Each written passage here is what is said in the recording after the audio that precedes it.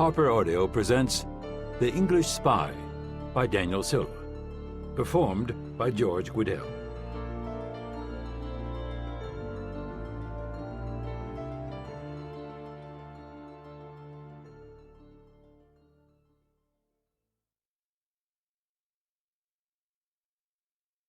When a man rubs out a pencil mark, he should be careful to see that the line is quite obliterated. For if a secret is to be kept, no precautions are too great. Graham Greene, The Ministry of Fear. No more tears now. I will think upon revenge. Mary, Queen of Scots. Part 1. Death of a Princess. Chapter 1. Gustavia, Saint-Barthélemy. None of it would have happened if Spider Barnes hadn't tied one on at Eddie's 2 nights before the Aurora was due to set sail. Spider was regarded as the finest waterborne chef in the entire Caribbean. Irascible, but altogether irreplaceable. A mad genius in a starched white jacket and apron. Spider, you see, was classically trained. Spider had done a stint in Paris. Spider had done London. Spider had done New York, San Francisco, and an unhappy layover in Miami before leaving the restaurant biz for good and taking to the freedom of the sea.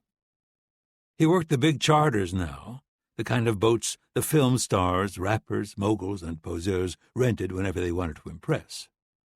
And when Spider wasn't behind his stove, he was invariably propped atop one of the better bar stools on dry land. Eddie's was in his top 5 in the Caribbean basin, perhaps his top 5 worldwide.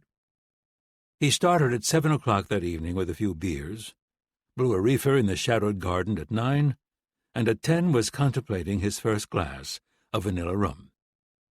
All seemed right with the world. Spider Barnes was buzzed and in paradise. But then he spotted Veronica, and the evening took a dangerous turn. She was new to the island, a lost girl, a European of uncertain provenance who served drinks to day-trippers at the dive bar next door. She was pretty, though. Pretty as a floral garnish, Spider remarked to his nameless drinking companion. And he lost his heart to her in 10 seconds flat.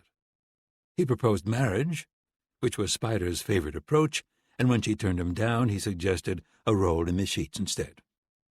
Somehow it worked, and the two were seen teetering into a torrential downpour at midnight. And that was the last time anyone laid eyes on him. At 12:03 a.m., on a wet night in Gustavia, soaked to the skin, drunk, and in love yet again. The captain of the Aurora, a 154-foot luxury motor yacht based out of Nassau, was a man called Ogilvy, Reginald Ogilvy, ex-Royal Navy, a benevolent dictator who slept with a copy of the rule-book on his bedside table, along with his grandfather's King James Bible. He had never cared for Spider Barnes, never less so than at 9 the next morning when Spider failed to appear at the regular meeting of the crew and cabin staff. It was no ordinary meeting, for the Aurora was being made ready for a very important guest. Only Ogilvy knew her identity. He also knew that her party would include a team of security men, and that she was demanding, to say the least, which explained why he was alarmed by the absence of his renowned chef. Ogilvy informed the Gustavia harbour-master of the situation, and the harbour-master duly informed the local gendarmerie. A pair of officers knocked on the door of Veronica's little hillside cottage, but there was no sign of her either.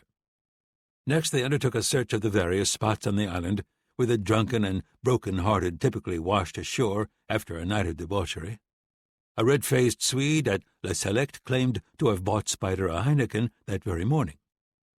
Someone else said he saw him stalking the beach at Colombier, and there was a report, never confirmed, of an inconsolable creature baying at the moon in the wilds of Toigny. The gendarmes faithfully followed each lead. Then they scoured the island from north to south, stem to stern, all to no avail. A few minutes after sundown, Reginald Ogilvy informed the crew of the Aurora that Spider Barnes had vanished and that a suitable replacement would have to be found in short order. The crew fanned out across the island from the waterside eateries of Gustavia to the beach shacks of the Grand Cul-de-Sac, and by 9 that evening, in the unlikeliest of places, they had found their man.